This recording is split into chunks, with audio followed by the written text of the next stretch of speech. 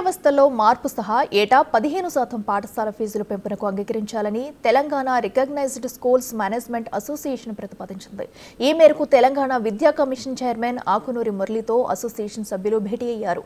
డిఎఫ్ఆర్సీ పర్యవేక్షణ నుండి 50,000 కంటే తక్కువ ఫీజుతో ప్రైవేటు పాఠశాలలను పొందే బడ్ల మినహాయింపును ఇందులో చేర్చారు. అయితే పాఠశాలలు తమ నోటీసు బోర్డులపై ప్రదర్శించిన విధంగా ఫీజులు వసూలు చేసుకునేందుకు వీలు కల్పించాలని అభ్యర్థించారు.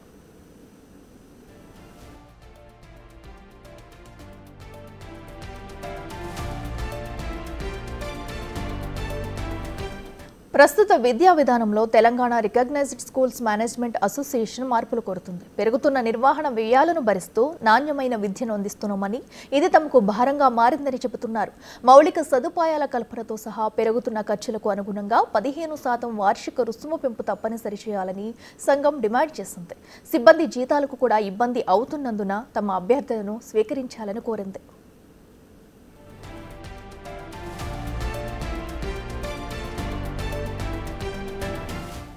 అయితే ఫీజుల పెంపు అంశంపై విద్యార్థుల తల్లిదండ్రులు ఆందోళన వ్యక్తం చేస్తున్నారు. నానాటికి పెరుగుతున్న ఖర్చులకు ఇది అదనం అవుతుందనే వాదనలు తెరపైకి వస్తున్నాయి.